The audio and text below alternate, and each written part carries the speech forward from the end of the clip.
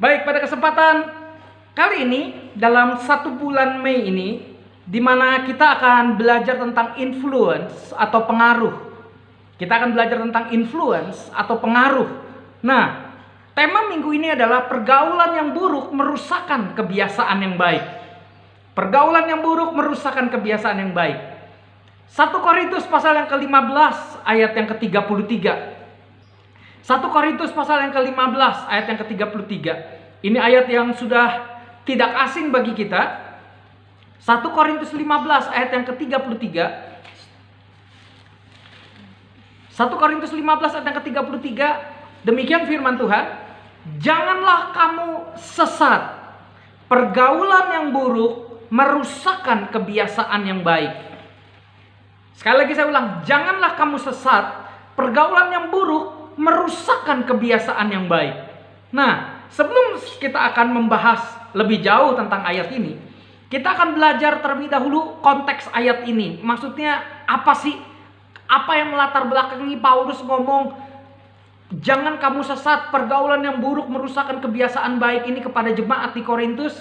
Nah, konteks ayat ini mengatakan bahwa jemaat Korintus terjebak dalam penyangkalan tentang kebangkitan orang mati. Jadi kalau kita baca ayat-ayat sebelumnya, itu dalam perikopnya itu tentang kebangkitan orang mati. Nah, pergaulan yang buruk merusakkan kebiasaan yang baik ini tidak eksklusif Kristen sebenarnya.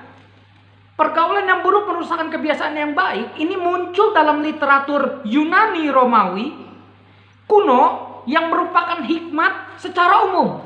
Jadi bukan hanya untuk kalangan Kristen, tapi untuk kalangan Yunani Romawi kuno ini hikmat secara umum. Jadi kita akan menjadi apa dengan siapa kita bergaul.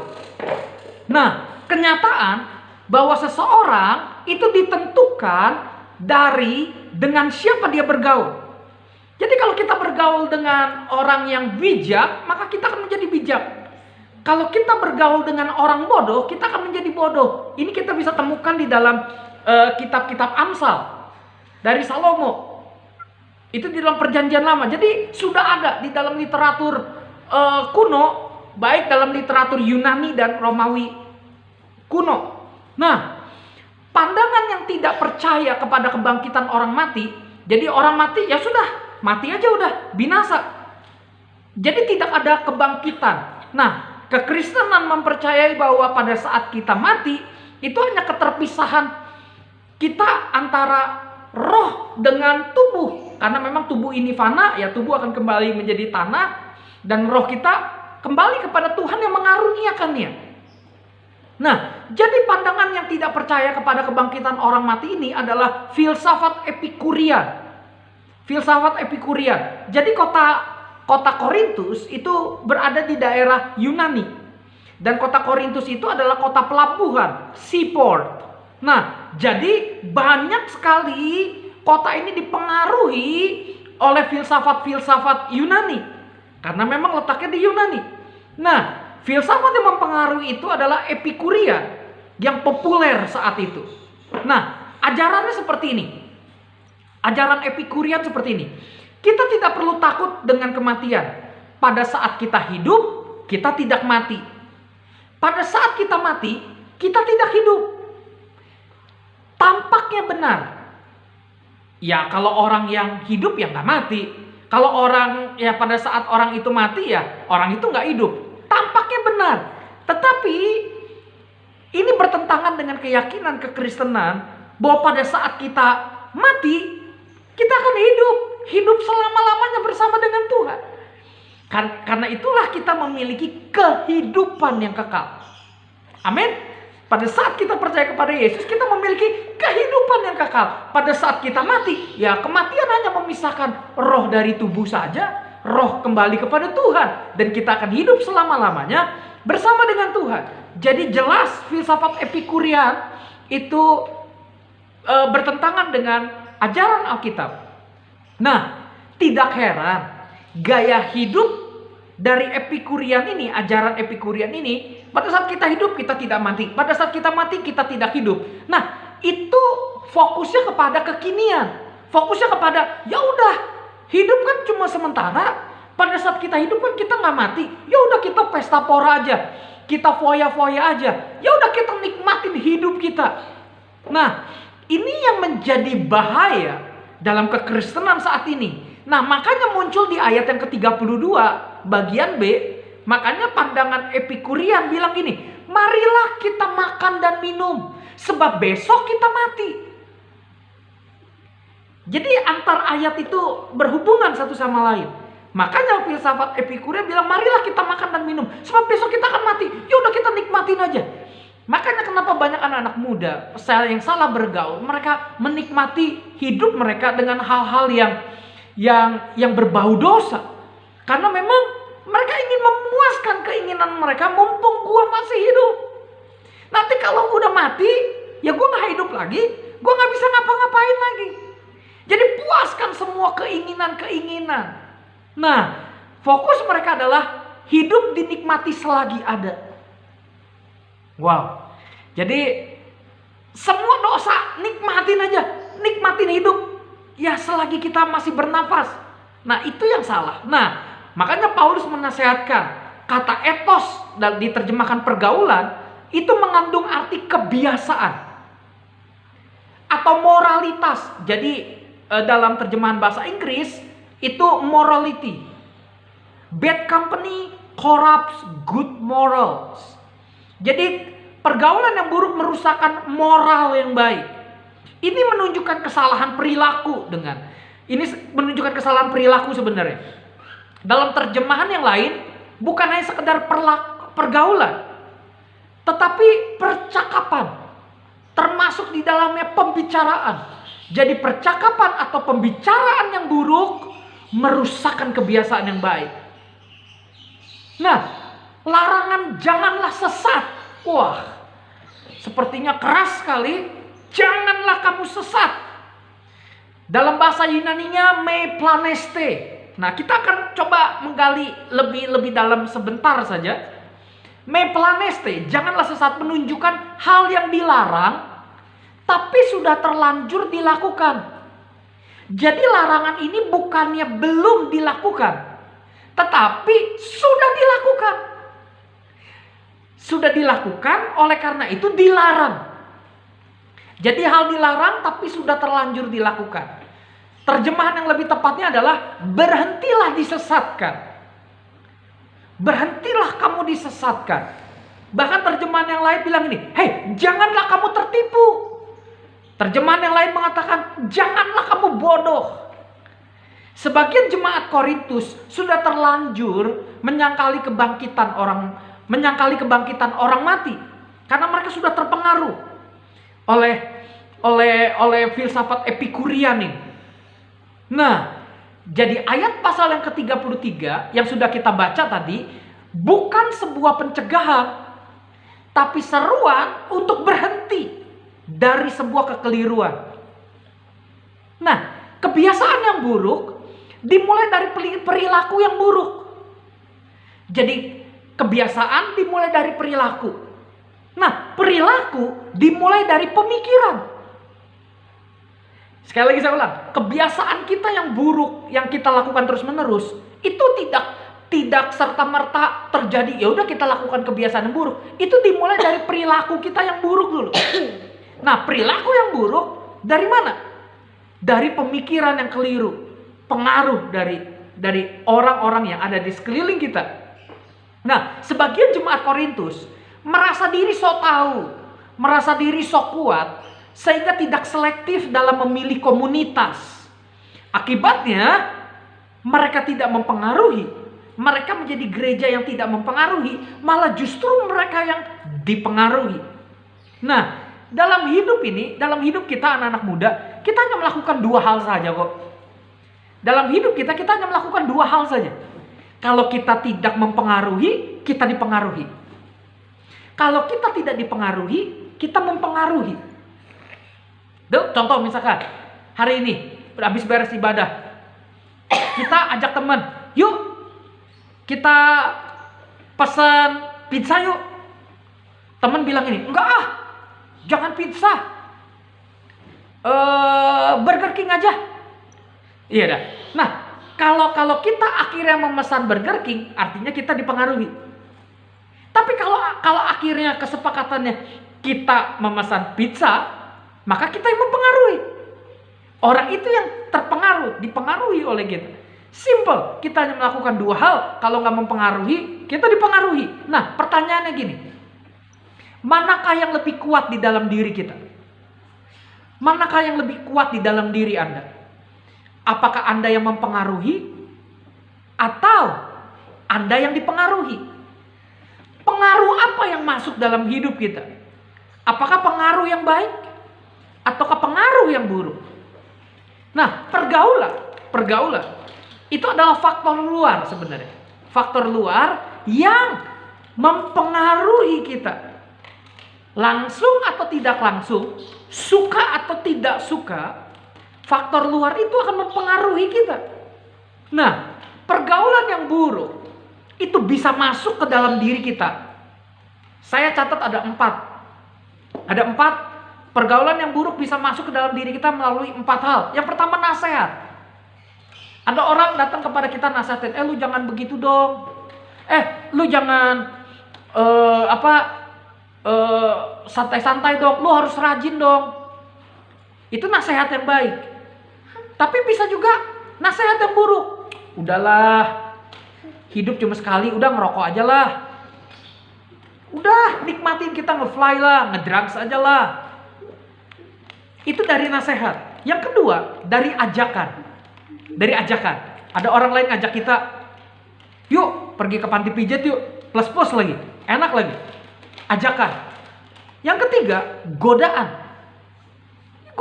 Ada orang tiba-tiba datang, ya mempengaruhi kita untuk menggoda kita. Ya udahlah, semua orang juga melakukan dosa lah.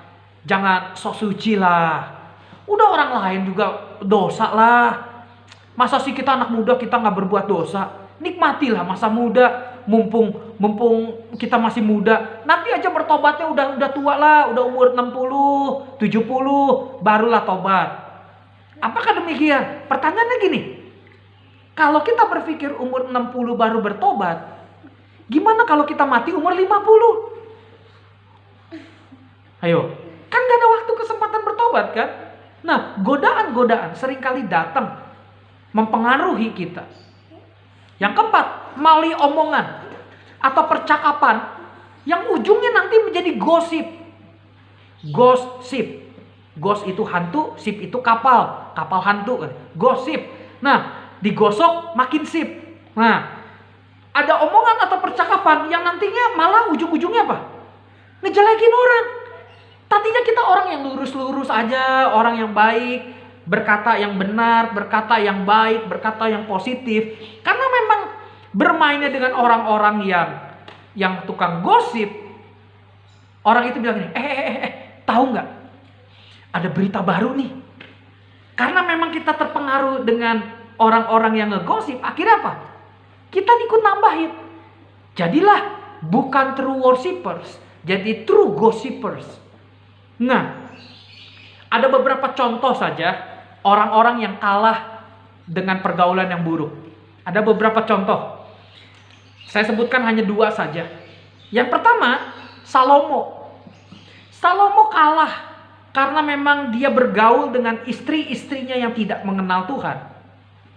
Dalam 1 Raja-Raja 11 ayat yang ke-4 sampai ayat yang ke-6, sebab pada waktu Salomo sudah tua, istri-istrinya itu mencondongkan hatinya kepada Allah lain. Sehingga ia tidak sepenuh hati berpaut kepada Tuhan Allahnya seperti Daud ayahnya. Demikianlah Salomo mengikuti Asitoret, dewi orang Sidon, dan mengikuti Milkom, dewa kejijikan sembahan orang Amon. Dan Salomo melakukan apa yang jahat di mata Tuhan. Dan ia tidak sepenuh hati mengikuti Tuhan seperti Daud ayahnya. Dicatat dalam 1 Raja-Raja 11 ayat yang ke-4 sampai ayat yang ke-6. Jadi ketika ditanya apakah Salomo bertobat? Ada yang mengatakan tidak bertobat. Tapi ada mengatakan literatur Yahudi mengatakan bahwa Salomo bertobat di akhir hidupnya, lalu akhirnya dia kembali lagi menyembah Tuhan di dalam bait suci yang dia bangun. Justru disitulah dia mengakhiri hidupnya. Apapun itu, tetapi saya berpendapat secara pribadi bahwa Salomo tidak bertobat sampai hari matinya. Karena pengaruh istri-istrinya. Bayangkan, 1000 istrinya. Dan itu dari berbagai daerah, berbagai negara. Dan masing-masing istrinya punya dewa-dewanya sendiri. Salomonya sendiri, ya jelas dia akan terpengaruh gitu. Makanya di hari tuanya, Salomo mencondongkan hatinya kepada berhala. Jadi Salomo hidupnya dipengaruhi, bukan mempengaruhi. Karena pergaulan yang buruk merusakkan kebiasaan yang baik. Meskipun Salomo dididik oleh Daud ayahnya, diajarkan perintah-perintah Tuhan. Bahkan Salomo pernah 2 kali Tuhan menampakkan dirinya, tapi tetap tidak berpengaruh. Mujizat tidak berpengaruh dengan kesetiaan. Meskipun kita berapa kali ketemu Tuhan, tapi bukan berarti bahwa kita akan mengakhiri hidup kita setia di hadapan Tuhan. Yang kedua adalah Rehabeam. Siapa Rehabeam? Anak dari Salomo. Nah, Rehabeam memerintah. Dia lebih mengikuti nasihat dari penasehat sebaya dengan dia. Kita baca 2 Tawarik 10. 2 Tawarik 10 ayat yang ke-8. 2 Tawarik 10 ayat yang ke-8 sampai ayat yang ke-11. 2 Tawarik 10 ayat yang ke-8 sampai ayat yang ke-11. Tetapi ia mengabaikan nasihat yang diberikan para tua-tua itu, penasehat-penasehatnya Salomo. Lalu ia meminta nasihat kepada orang-orang muda yang sebaya, yang sepantaran dengan dia dan yang mendampinginya. Katanya kepada mereka, apa nasihatmu supaya kita dapat menjawab rakyat yang mengatakan kepadaku, ringankanlah tanggungan yang dipikulkan kepada kami oleh ayahmu. Lalu orang-orang muda yang sebayanya dengan dia berkata, beginilah harus kau katakan kepada rakyat yang telah berkata kepadamu, ayahmu telah memberatkan tanggungan kami, tetapi engkau ini berilah keringanan kepada kami. Beginilah harus kau katakan kepada mereka, kelingkingku lebih besar daripada pinggang ayahku. Maka sekarang ayahku telah membebankan kepada kamu tanggungan yang berat, tetapi aku akan menambahkan tanggungan kamu. Ayahku telah menghajar kamu dengan cambuk, tetapi aku akan menghajar kamu dengan cambuk yang berduri besi. Artinya gini, dalam pemerintahan Salomo, rakyat juga tidak bahagia gitu. Ditambah lagi dengan anaknya yang lebih kejam menindas dari rakyat. Karena itu Yerobeam, musuh Salomo, musuh ayahnya Rehabeam, itu bersembunyi di Mesir. Lalu akhirnya begitu Rehabeam mengeksekusi keputusannya, menindas rakyat, dan rakyat menjerit karena memang tidak sanggup untuk bayar pajak, masuklah Yerobeam mempengaruhi orang-orang Israel di pintu gerbang, lalu akhirnya mengajak kudeta. Makanya disitulah timbul perpecahan. Yerobeam bin Nebat, musuh Salomo, memperoleh 10 suku. Makanya itu menjadi kerajaan utara atau Israel, ibu kotanya Samaria. Sedangkan Rehabeam, anak dari Salomo, hanya memperoleh 2 suku. Itu disebut kerajaan selatan dengan ibu kota Yerusalem. Hati-hati dengan siapa kita bergaul, dengan siapa kita meminta pendapat, itu akan mempengaruhi keputusan kita, dan tentunya itu akan mempengaruhi masa depan kita. Nah, tetapi ada juga orang yang berhasil di antara orang-orang sejamannya, berhasil melawan pergaulan yang buruk. Saya ambil contoh Nuh, Nabi Nuh, di antara orang sezamannya. Kejadian 6 ayat yang ke-9. Alkitab mencatat dalam Kejadian 6 ayat yang ke-9. Inilah riwayat Nuh. Nuh adalah seorang yang benar dan tidak bercela di antara orang-orang sezamannya. Dan Nuh itu hidup bergaul dengan Allah. Perhatikan baik-baik. Nuh bergaul dengan Allah, maka hidupnya benar. Nuh kalau hidup bergaul dengan orang-orang sezaman yang hidup di dalam dosa, maka Nuh akan tetap berbuat dosa. Jadi dengan siapa kita bergaul, itu akan mempengaruhi kehidupan kita. Yang kedua, Yesus berada di dalam lingkungan ahli Taurat orang Farisi yang korupsi uang persembahan di bait Allah. Ini sebenarnya sudah dibahas kemarin. Yesus melawan ahli Taurat dan orang Farisi yang korupsi uang persembahan. Yesus guru pengajar, ahli Taurat orang Farisi juga pengajar. Bayangkan ada dualisme pengajaran, pengajaran ahli Taurat dan pengajaran Yesus. Pengajaran Yesus melawan kemunafikan dari ahli Taurat dan orang Farisi. Bahkan Yesus berani kecam ahli Taurat dan orang Farisi. Itu di dalam Matius pasal yang ke-23. Dalam Matius 23 ayat yang pertama sampai 36. Ada kalimat begini. Celakalah kamu, hai ahli-ahli Taurat dan orang-orang Farisi. Itu muncul 11 kali. Bayangkan, jadi Yesus ngomong, celakalah kamu ahli Taurat dan orang Farisi. 11 kali. Keras. Yesus melawan pergaulan-pergaulan yang buruk. Ajaran-ajaran yang gak benar. Yang berusaha mempengaruhi orang Israel. Jadi ini semua tergantung dari iman kita kepada Tuhan.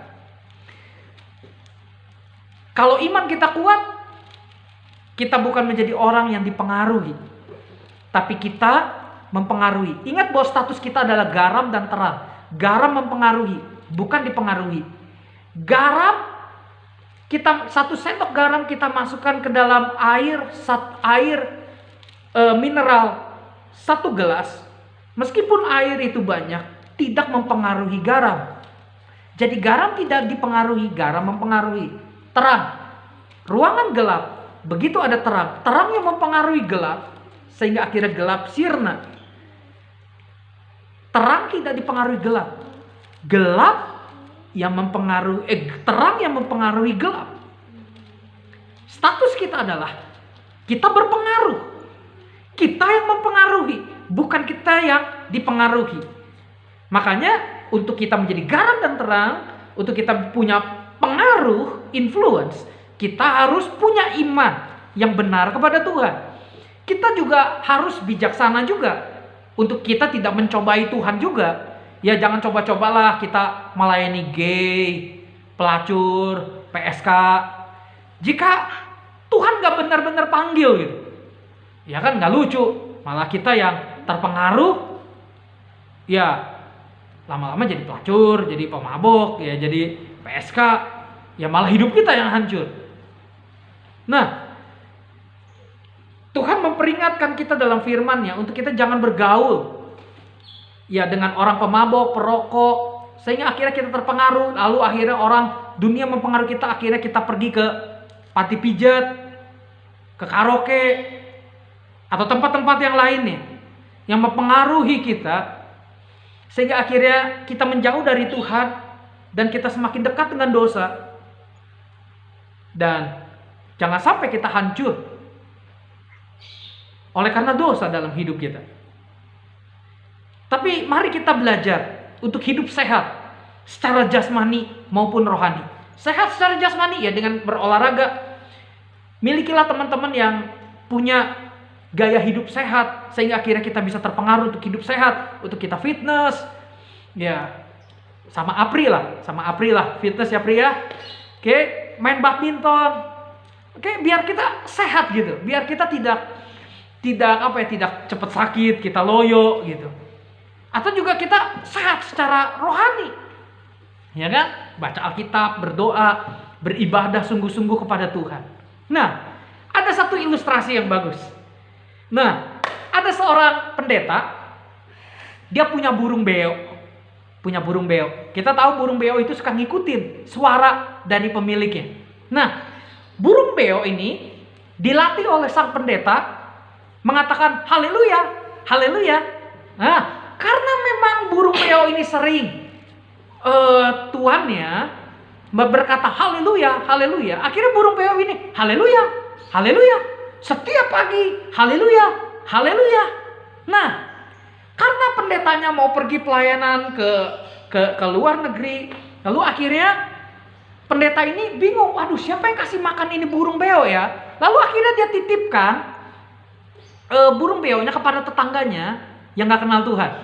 Nah, dia titip burung beo, lalu akhirnya, Pak, saya mau titip burung beo saya untuk dikasih makan ya, saya mau pergi untuk 2 bulan ke luar negeri. Oh ya Pak, silakan Pak, ini makanannya, oke. Nah, begitu pendetanya pulang setelah 2 bulan, dia ambil burung beonya di tetangganya, dan begitu ditaruh, pendetanya bilang gini, haleluya, haleluya. Burung itu berkata bukannya haleluya, tetapi bego lu, bego lu, bego lu, bego lu. Pendetanya kaget, loh kok nih burung beo jadi ngomongnya bukannya haleluya, tapi bego lu. Ternyata tetangga sebelah sering ngomong bego lu, bego lu. Nah, burung beonya terpengaruh ngomong begitu. Jadi kita akan menjadi seperti apa? Pengaruh apa yang masuk dalam diri kita? Nah, kita belajar bahwa hati-hati dengan pengaruh. Ada 2 hal yang harus kita lakukan. Jauhi orang-orang yang pergaulan yang buruk. Yang kedua, kita selektif pilih teman. Siapa orang-orang di sekitar Anda? Coba cek, siapa orang-orang di sekitar kita? Apakah mereka yang membawa Anda semakin setia kepada Tuhan? Atau justru mereka yang malah mengajak kita untuk meninggalkan Tuhan? Apakah orang-orang di sekitar Anda membawa naik ke atas, ke level kehidupan yang lebih baik? Atau justru kepada level yang lebih rendah? Pilihan di dalam tangan kita. Dengan siapa kita bergaul?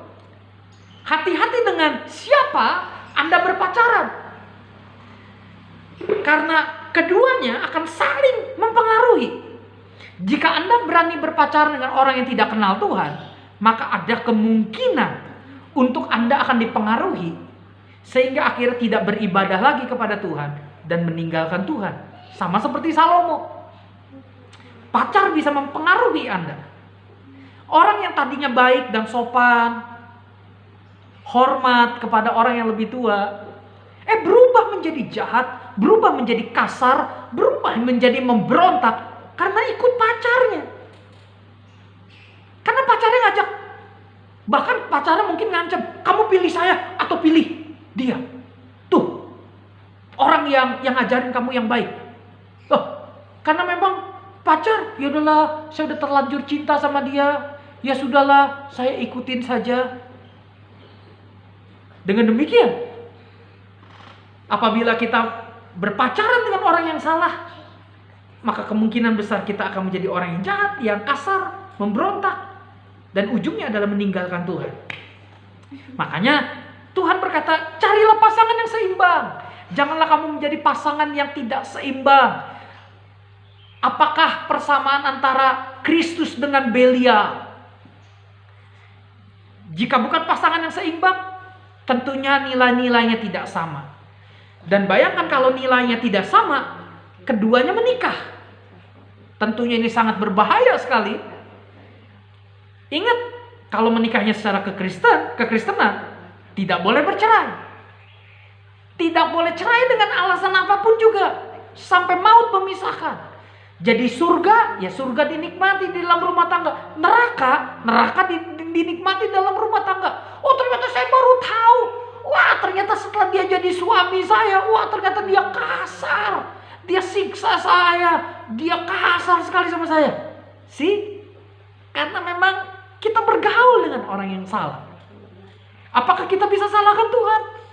Tidak. Karena memang itu adalah pilihannya kita.